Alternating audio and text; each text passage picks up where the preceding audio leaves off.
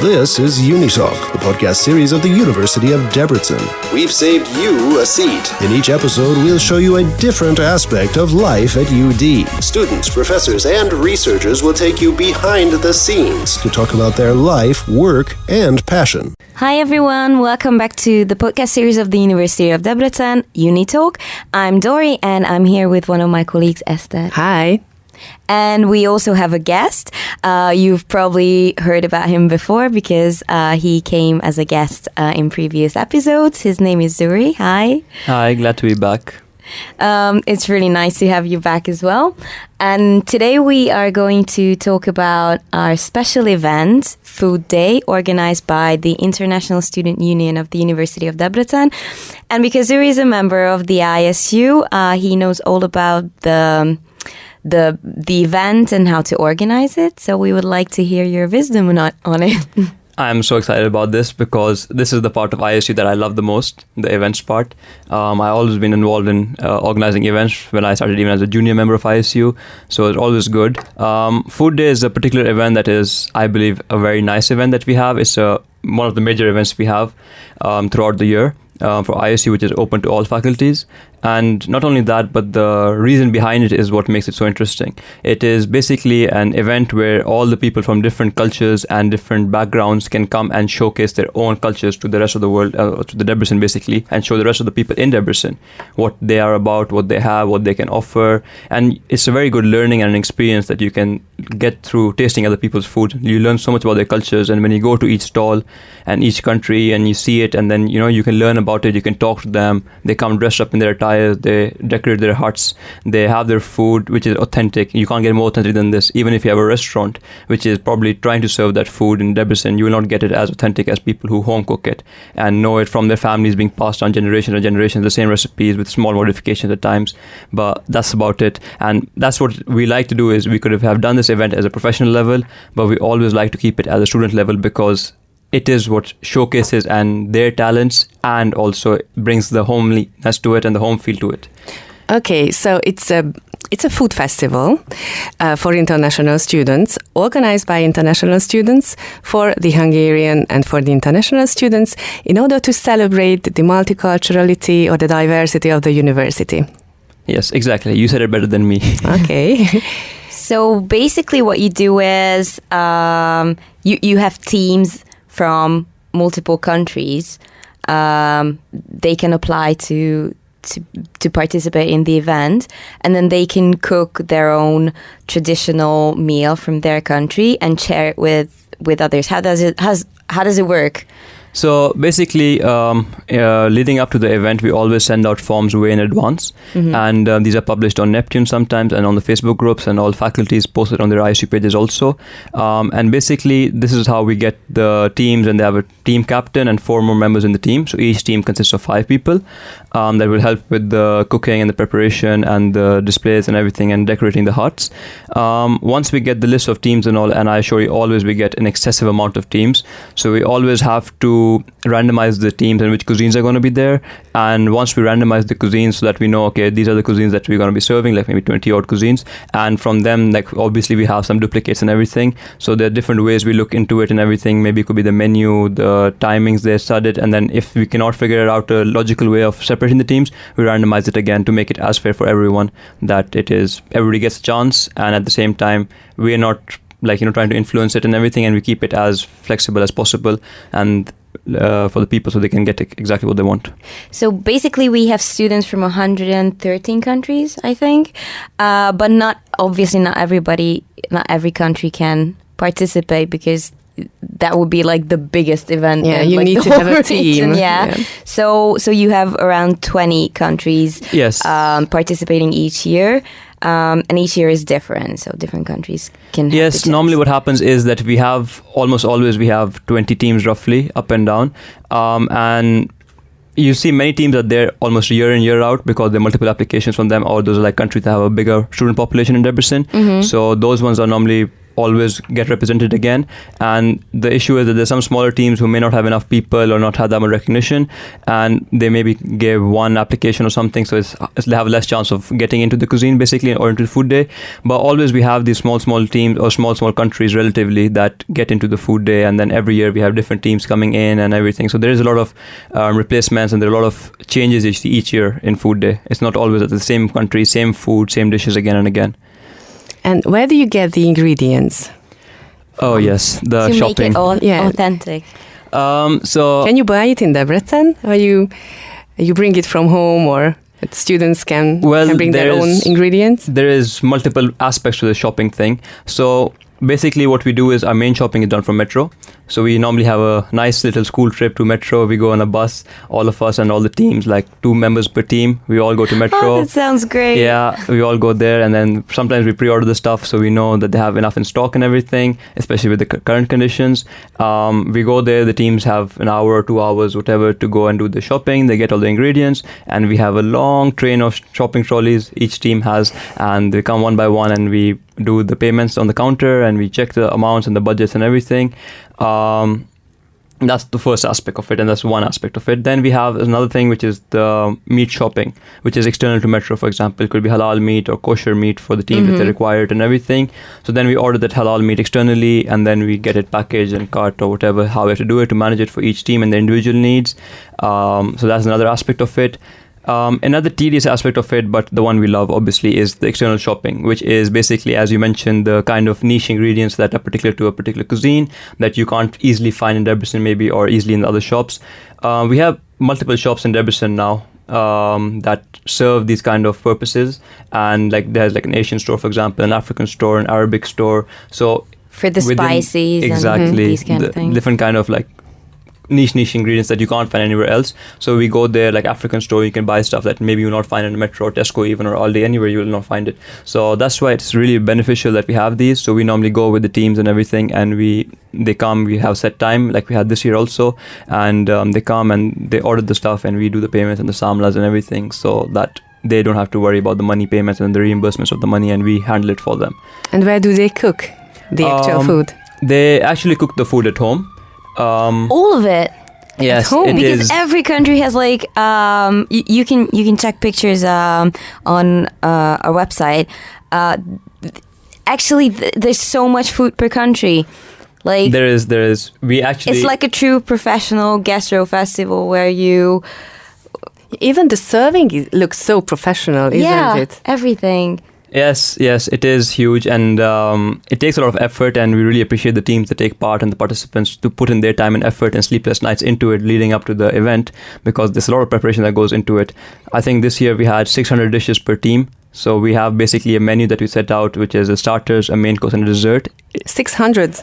Yeah, so 200 portions per course, basically. So it is a lot. It's a lot. Yeah, and imagine preparing it in your like tiny apartment kitchen. Yes, we try to facilitate as much as we can, but it's not always possible. And we understand this is a negative aspect of it, but at the same time, there's not much we can do about it, and it's like at ISU we cannot have our own kitchens or something that we can use and facilitate them easily. Maybe you would in the need future, like a whole restaurant for it. Maybe more. Yeah. It's a lot of stuff goes into it, but it is one of those things. And well, it's wonderful that they make it work each year, because I've never seen one meal that wasn't perfectly prepared. Like you know, it would be really easy to mess it up and be like, oh my God, it's like I put the wrong spice in, or I don't know, I overcooked it. But they always come out looking and tasting perfect. And that's exactly what I meant, that these people cook this every day of their lives. They do it every day on and off. They're having the same meals, or like once in a month, twice a month, they will have the same food anyways. So they know this inside out. Like, for example, I know most of the students, they don't even measure the salt and the spices anymore, because they know by hand how much it is, because we cook so often here. So that's like why we don't have to grandma does it, no? Yeah, exactly. Doesn't know the exact measure or the exact number of grams or kilograms. When you ask for a recipe and then they go, okay, just, I don't know, pinch of salt, and you will feel how much rice you put in. Like, I don't. Like, tell me how much. Like 1 cup, 2 cups, I don't know. And even with mine, mom especially also the same thing. Like every time I ask her for some help in some recipe or something, I'm like, oh, how much should I put in this or what should I do? And then she's like, just go by taste. You will know. Like, if it feels thingy, okay, add some more. If it goes too much, then you can add this to counter it and everything. So, they have all the tips and tricks. So that's fine. In Hungary, it's pretty easy because if it's not salty enough, you just put salt in it. If it's too salty, you just put some sour cream in there. for everything, sour cream will solve the problem.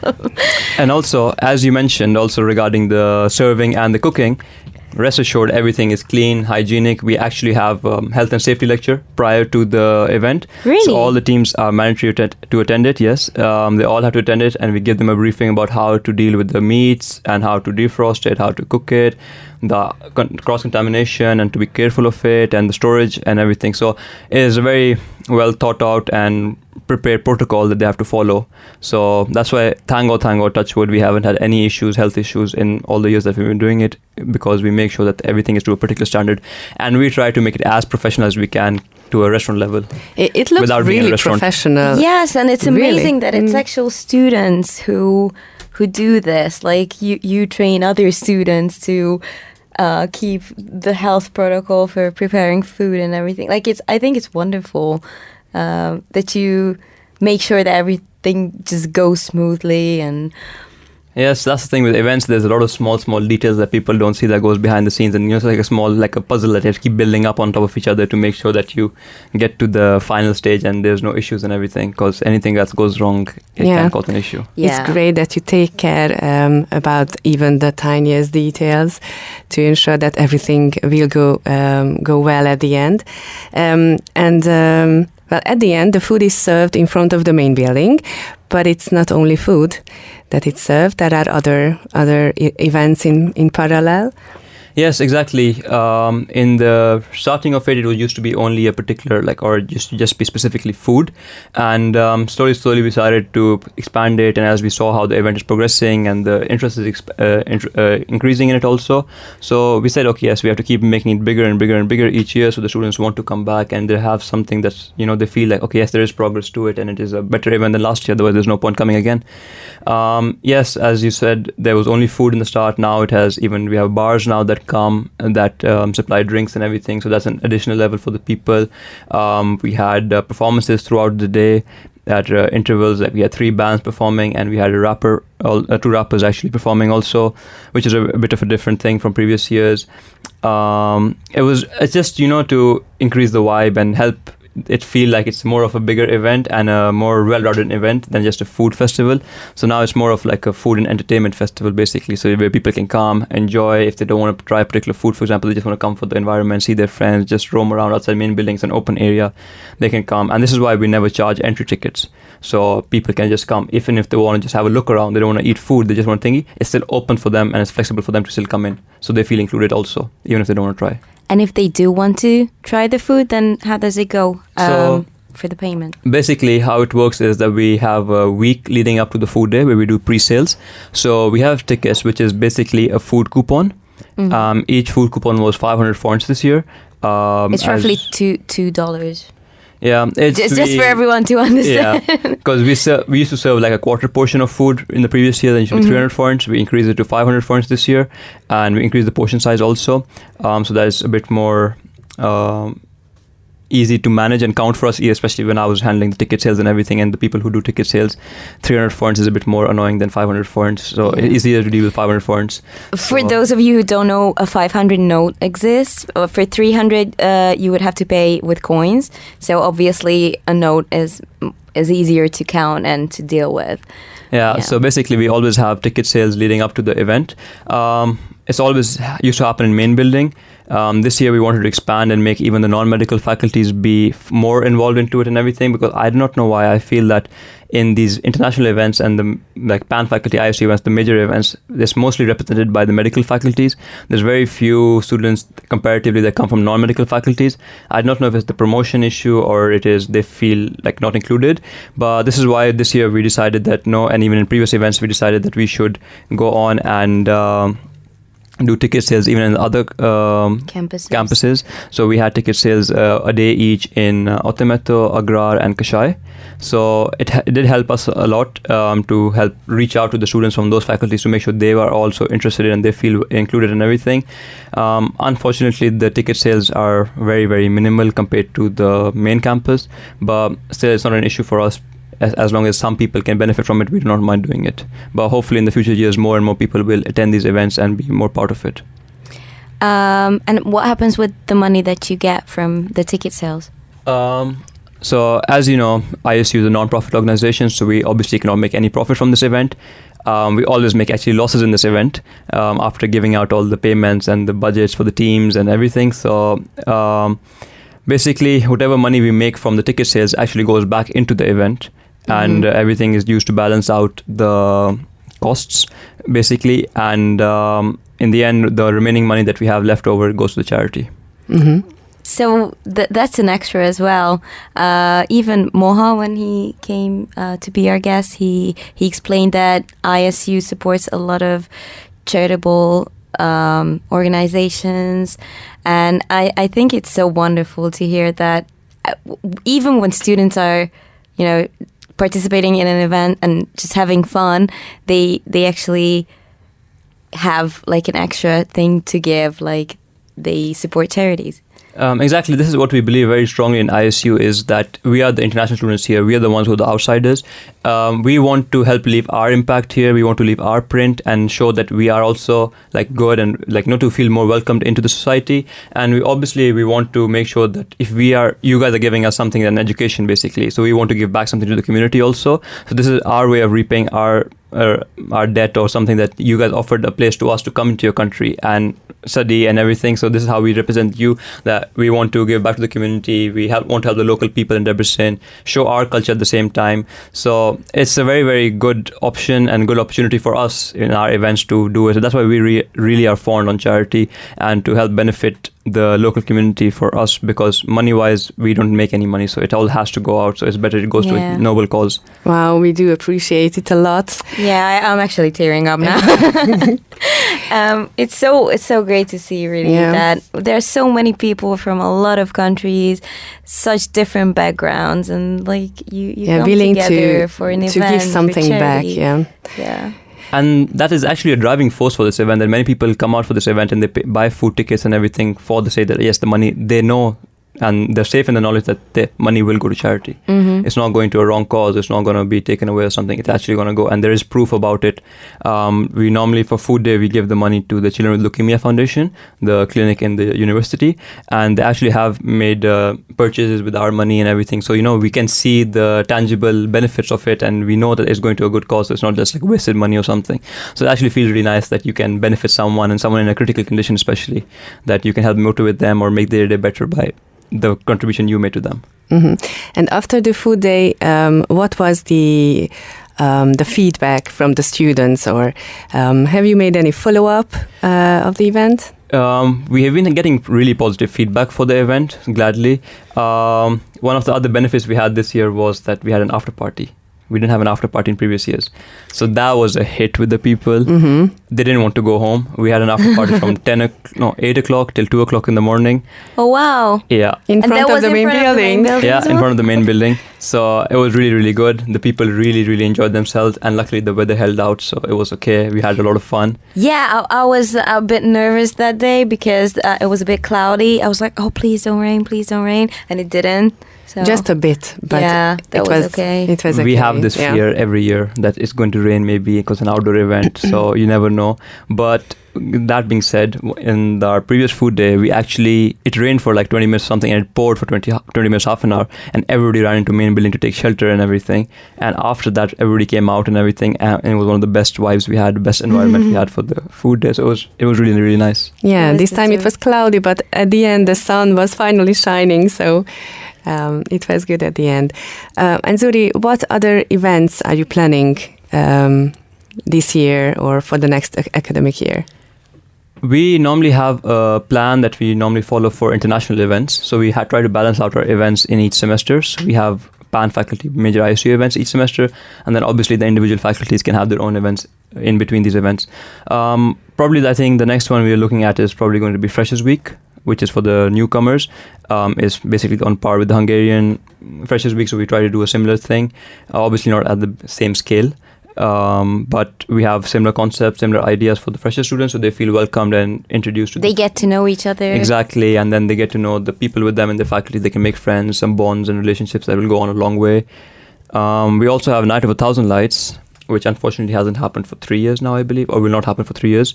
That normally takes place in like October, November, basically, end of October normally, which is another cultural event we have where we have performances, talent show, and 3-course meals, like a fancy dinner gala type thing that we have.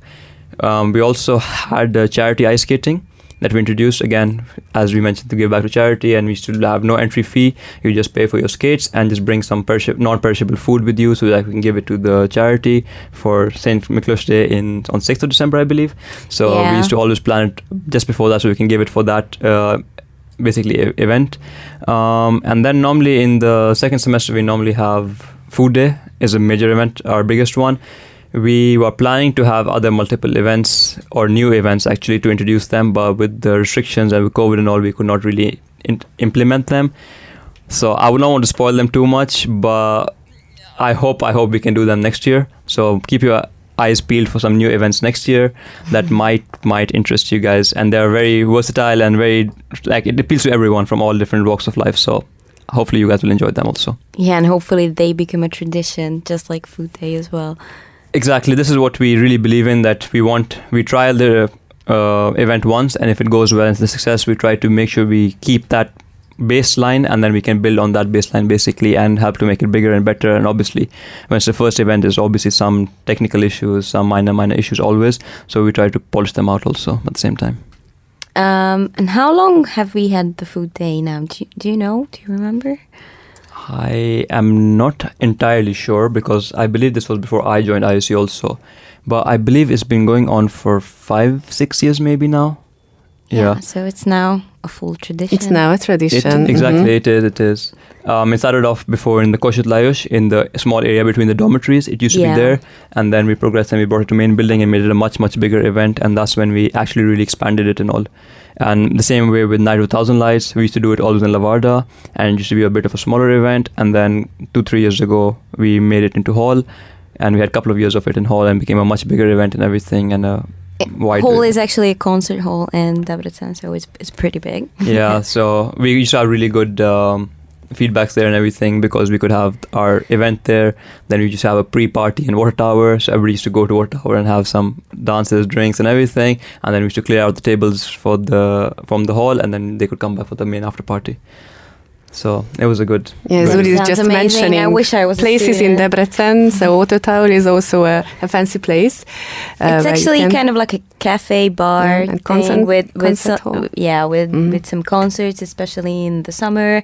You can view football games and such. So they always have like events, especially on the weekends. It has a great outdoor area. It's a 5-minute walk from the main campus as well. You can even climb a wall there. Because it's actually a tower. Yeah. So you can have a nice view over the city. Mm-hmm. And it's then another 5-minute walk to Hall, which is a concert venue. And I think it's every Wednesday, right, that you have parties there or something? Yeah, we have parties every Wednesday. For students. So, yeah, there's so many things to do outside of studying here, I feel. Yeah, especially now that your exam period is over. Zuri, how was it? Yeah, thank God. Finished with this part. Let's see. I know most of the other people are still doing the exam period. They have 2-3 more weeks to go for it. So hopefully everybody will finish and pass, and then they can all enjoy the summer holidays, take some time off. And then maybe the ones who stay in Hungary and in Debrecen for the summer, they can come to Campus Festival, which is the biggest music festival of the region. Or Flower Festival. Yeah, or see the Flower Festival. Wine festival. And there are so many cheese festival, so many things to do actually. Even the gourmet during festival. The summer, yeah. There's quite a bit of stuff that goes around in the summer in Debrecen, so it's pretty good to keep the people interested in. Yeah. So, well, until the next food day, there's so many things to do in the summer and during the academic year as well, mostly thanks to the ISU. So thank you for your hard work. Thank you so much. We really appreciate it and everything. And we just hope that this benefits the students and everything. And we want to help them have some outlet where they can go and enjoy and something that represents them and they can feel and connect to, basically. So that's why we love to do these events for the international students so they can take some time off from the studies. Yeah, and form a community. If you'd feel like to part know of something. Yeah, more about the summer programs, make sure you follow us on Facebook or Instagram or TikTok, or check ISU website as well, or Facebook site for more information. And the Instagram page for Yes. ISU as well. So yeah, so many things coming up. If you're interested and if you would like to join this very international community and participate in these events and get a degree in the meantime, you can check out our website. It's edu.unideb.hu. You can follow us on Facebook, TikTok, Instagram, and check us out on YouTube as well. Thanks again, Zuri, for coming. Thank you, very Zuri. much for having me. Thank you. And for your final exam, good luck. Thank you very much. See you soon. Yeah. Bye, guys. Bye. Bye.